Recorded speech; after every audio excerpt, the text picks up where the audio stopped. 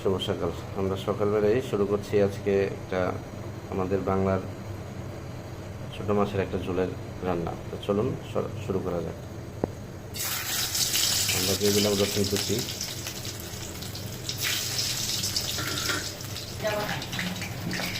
তো রসুন কুচিটাকে হালকা একটু ব্রাউন কালার করে নিচ্ছি।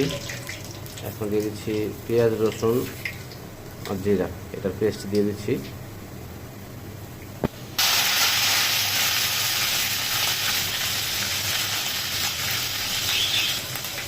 পরিমাণ মতো লবণ দিয়ে দিলাম।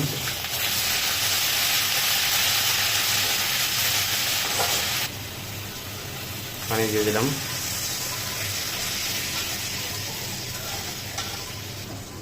তো একটু ঝাল ঝাল খাবো, এই জন্য আমরা একটু মরিচ গুঁড়া দিয়ে দিচ্ছি পরিমাণ মতো।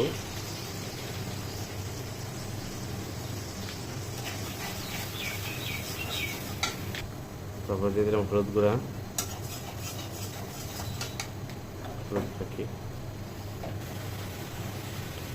এখন আমরা কষানো হচ্ছে।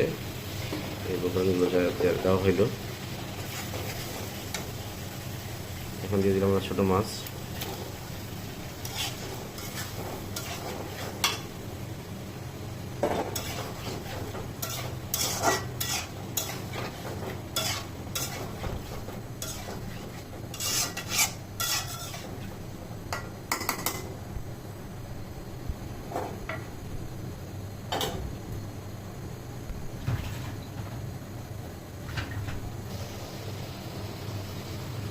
এখানে দেওয়া হচ্ছে ছোট মাছ,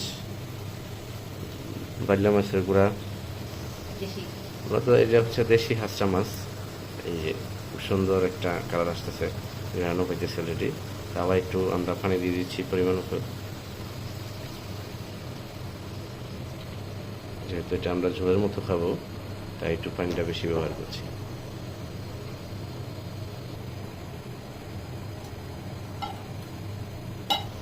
এটা হচ্ছে যে ছোট মাছের যে ঝোলটা আমরা তৈরি করছি, এটাকে ঝালমৌ বলি আমরা। ঝালমৌ তৈরি করা হচ্ছে। এটার সাথে এখন চালতা দেওয়া হবে। চালতা দিয়ে এটা টকটক হবে, যেটাকে ঝালমৌ বলা হয়।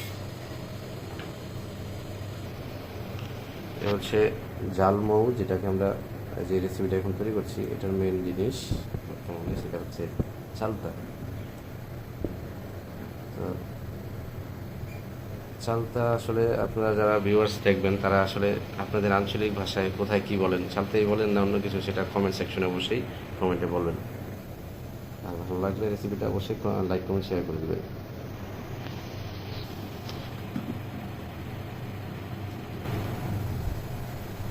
এখন যে মাছের ঝোল বানাচ্ছি সেটাতে চালতা দিয়ে দিলাম, যেটাকে আমরা ঝালমৌ বলতেছি। আপনারা এটাকে কী বলেন সেটাও বলবেন।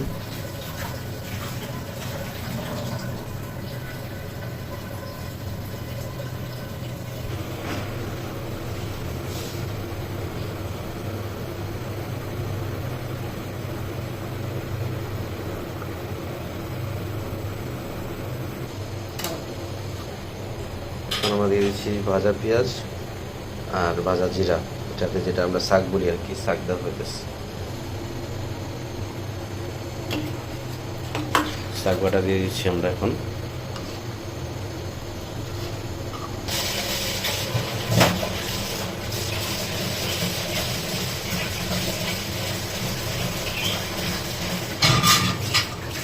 অবশেষে আমাদের ঝালমৌ তৈরি হয়ে গেছে। এই দেখতে হচ্ছে আমাদের ঝালমৌর বর্তমান লুক। এটা আসলে খেতে খুব সুস্বাদু, যারা খেয়েছেন তারা একমাত্র জানেন। এখানে উপকরণ ছিল তেমন কিছু না, আমাদের দেশি ছোট মাছ, চালতা আর মশলা।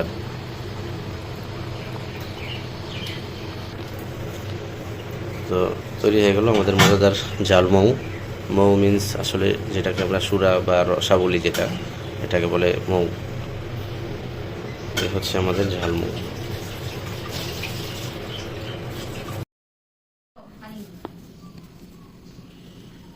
এই তো রান্না শেষে ঝালমৌ হচ্ছে চালতা। এই হচ্ছে আমাদের দেশি মাছ ছোট, যেটাকে আমরা হাঁসরা মাছ বলি আর।